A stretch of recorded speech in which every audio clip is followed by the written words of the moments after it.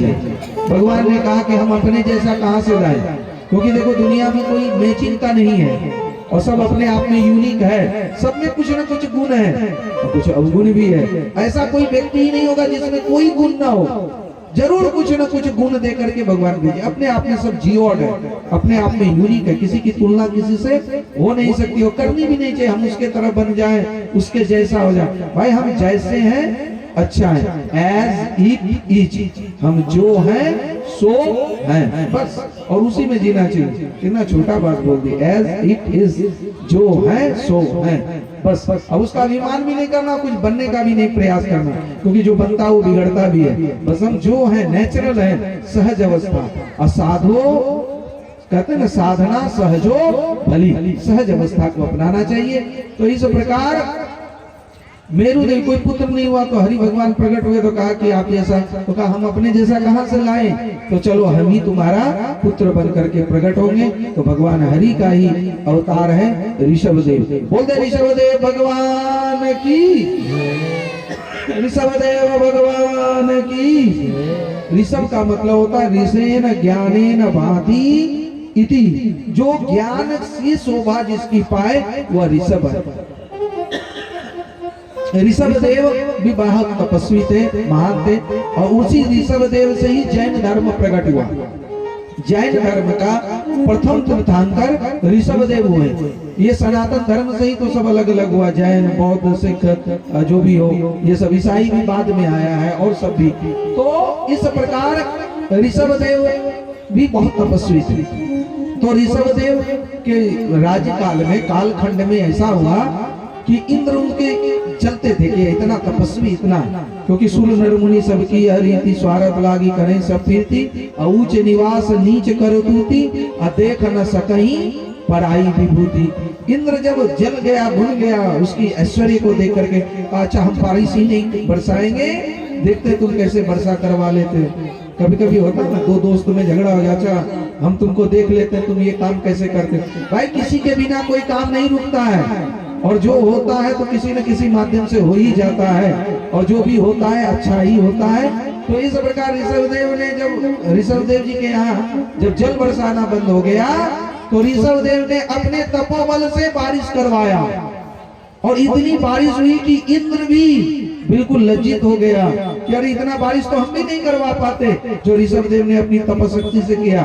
अब लज्जित हो गया तो क्या करे, तो ऋषभदेव ने अपनी बेटी जयंती का विवाह ऋषभदेव को कर दिया कि हमारी पुत्री, हमारी कन्या का दान आप स्वीकार करें। इस प्रकार इंद्र की पुत्री जयंती का विवाह ऋषभदेव से हुआ, और उनसे 100 पुत्र हुआ, और 100 पुत्र में सबसे बड़े थे भरत जी। भरत जी को राज्य पाठ दे करके ऋषभदेव जी जंगल में चले गए कि अब राज्य पाठ सब सुख होगा, अब बस भगवान की भजन करना है कि मेरो तो गिरधर गोपाल दूसरो ना कोई, मेरा बस एक वही है और दूसरा कोई है ही नहीं। बस इसी भाव से निकल पड़े, कहीं गांव आदि में जाते ही नहीं थे, और इस प्रकार जंगलों में घूमते हुए एक दिन दवाग्नि लग गई, और अग्नि में अपने को बचाने का भी प्रयास नहीं किया। बस जब भगवान बहुत रखा, अब जी करके भी क्या करेंगे, तो इस तरह से उसी अग्नि में अपने आप को स्वाहा कर दिए। पर भरत जी भी अपने पिता के ही पद चिन्हों पर चले। देखो जो संत महापुरुष होते हैं ना, ज्यादा मान बढ़ाई के चक्कर में नहीं पड़ते। ऋषभदेव जी के ही जीवन से ये शिक्षा मिली कि जब से आई मान बढ़ाई तब से किस्मत फूटी, स्वामी स्वामी भजन लागे लगन राम से छूटी। देखो कितना जोर से बोला है,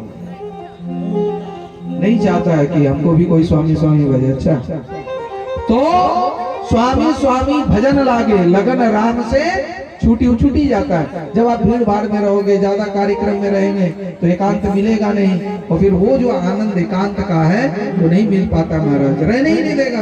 आप रहना भी चाहो तो मीडिया वाले पीछे पड़ जाएंगे, लोग पीछे पड़ जाएंगे, कब भजन करेंगे? न सोने का ठीक, न खाने का ठीक, न और वो परेशान हो जाता है। इसलिए महाराज जी ने, हमें लगता वो श्राप या वरदान था, कहा बेटा टीवी में तो आ जाओगे, मीडिया में तो आ जाओगे, सुख तो मिल जाएगा, पर शांति कहां से लाओ? ये सब चीज से सुख मिलता है फेमस होने के बाद, पर शांति नहीं मिलती महाराज। शांति तो सर्व त्याग शांति गच्छति, सब चीज को छोड़ने में मिलता है। जैसे बहुत बढ़िया बढ़िया पहन के आओ, भले सुख मिल रहा है कि चलो हम भी माला वाला पहने, पर हम जब माला पहनते हैं ना तो हम समझ लेते हैं हम बलि का बकरा बन गए। आप लोग की मर्जी है, उठ के जा भी सकते हो, हिल डोल भी कर सकते हो, बहुत कुछ कर सकते हो।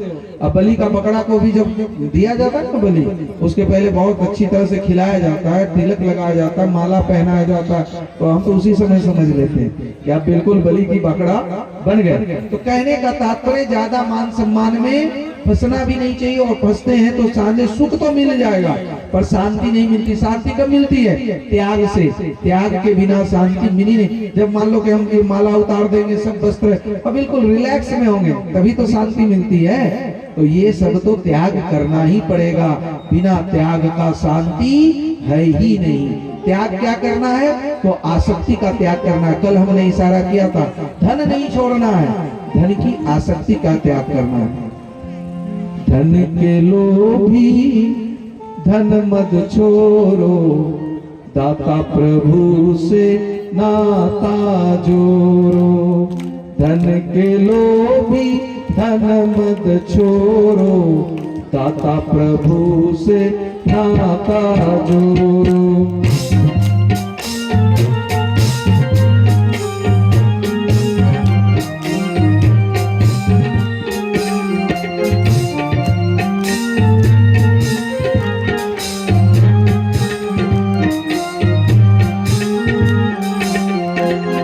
धन तो छिन जाता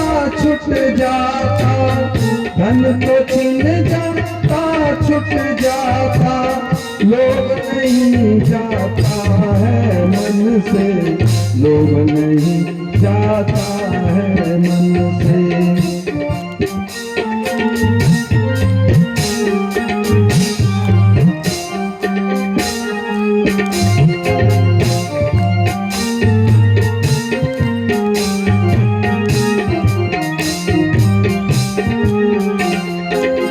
भजन पर ध्यान देंगे, बड़ा सुंदर भाव स्वामी जी का आया है।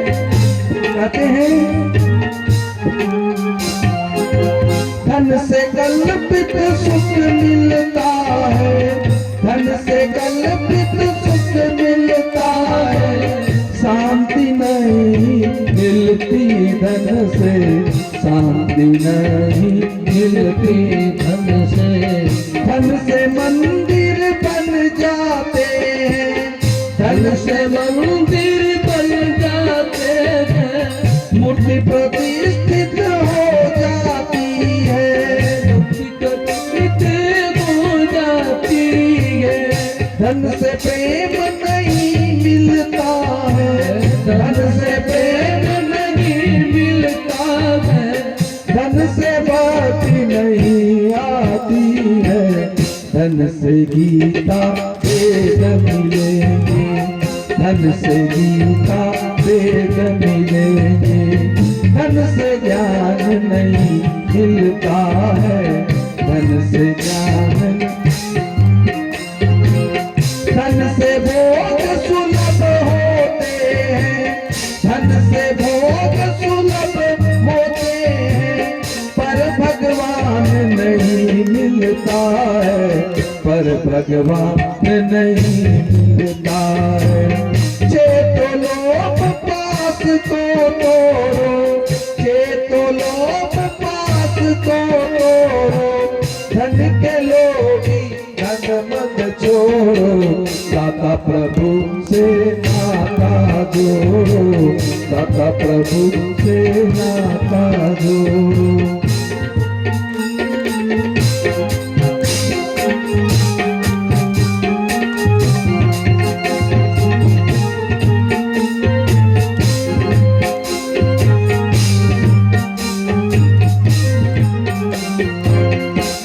कृपा समझ कर भीतर सरल निरभिमान बन जाओ, धन के रक्षा करते करते धन के लोभी मर जाते हैं, किंतु परम प्रभु के प्रेमी दानी बन कर जाते हैं।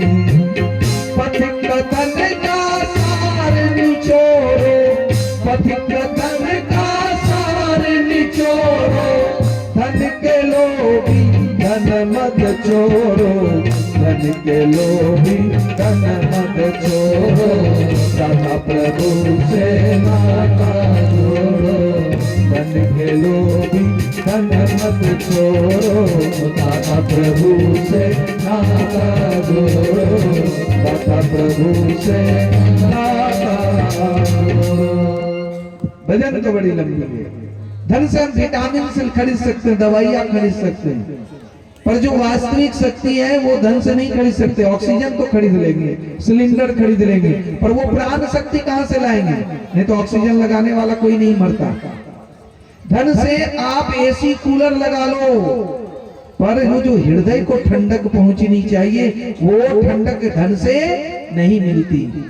धन से तो हम बहुत कुछ खरीद सकते हैं, पर जो वास्तविक जो हमारे हृदय की शांति है, जो भक्ति है, जो प्रेम है, जो ज्ञान है, वो धन से खरीदा नहीं जा सकता। धन के बल पर पे हम मास्टर तो रख सकते हैं, तो मास्टर क्या करेगा? मूर्ख को एकदम फर्स्ट डिवीजन ले आएगा क्या? भाई पढ़ना उसको है, मेहनत उसको करना है, सब कुछ। ऐसा नहीं है कि अच्छा मास्टर से ही अच्छा विद्यार्थी हो जाएगा। गुरु बड़ा की चेला, कौन बड़ा? गुरु किसी से? और सभी कहेंगे गुरु बड़ा, अब बोलना भी चाहिए, पर जब तक शिष्य पास नहीं करे, शिष्य बड़ा ना हो, तो गुरु का नाम होगा? गुरु का नाम तो शिष्य से जुड़ा। अरे जब तक बेटा नहीं होगा तो बाप कहां से कहलाएगा? उसी तरह से जब तक शिष्य नहीं होगा तो गुरु कहां से कहलाएगा? तो गुरु बड़ा नहीं होता भाई, शिष्य बड़ा होती है। शिष्य की पात्रता बड़ी होती है। शिष्य यदि सत्पथ पर चलना ही नहीं चाहे तो भगवान कहला लेंगे क्या? कहने का तात्पर्य है कि चलना है। आप पैसे के बल पर, धन के बल पर मास्टर रख लो। आजकल मास्टर भी नहीं बोलते लोग, मास्टरबा। हेलो मास्टरबा, टून मास्टरबा, मनोज आजकल ऐसा बोला नहीं, ऐसे कहते। इसीलिए तो ज्ञान नहीं मिल पाता। श्रद्धावान लगते ज्ञान। पहले गुरु जी कहते थे, आचार्य जी कहते थे, और क्या देखते ही पैर छूते थे। अब वो सब बाहर, हेलो मास्टरबा, भाग रहे, हेलो मास्टरबा। अब रहा है क्यों? क्योंकि अब सोचते कि हम मास्टर जी को पैसा देते हैं तो हम मालिक और वो नौकर। बात भी सही है। हम भी देखो यहाँ पैसा लेके आए तो हम भी ये नहीं समझते हैं कि हम बाबा हैं, हम बड़ा मालिक हैं। हम भी यही समझते हैं कि आए हैं सट्टे पर तो बट्टा तो लगना ही है। हम नौकर हैं, नौकरी करने आए, नौकरी करके चला जाना है। भाई पैसा लेकर के जो कार्य करे वो नौकर ही होता है कि नहीं? सुनने में आए नौकरी चाहिए, नौकर बन, जब नौकरी लग जाती है, नौकर बन जाता, कितना गर्व होता है। आपको नौकरी लग गई, चाकरी लग गई, अब गर्व करे अलग बात है। भाई हो तो नौकर ही। अब बताओ नौकर बना कि मालिक बना? अब मालिक कौन होता है? जो बिल्कुल जो देना है देना और जो कुछ करना है करना, पर हम करेंगे तो अपनी ही मस्ती में, अपनी ही इच्छा से, किसी के अंडर में नहीं रहेंगे। एक लाइन याद कर लो, जो व्यक्ति वस्तु के दास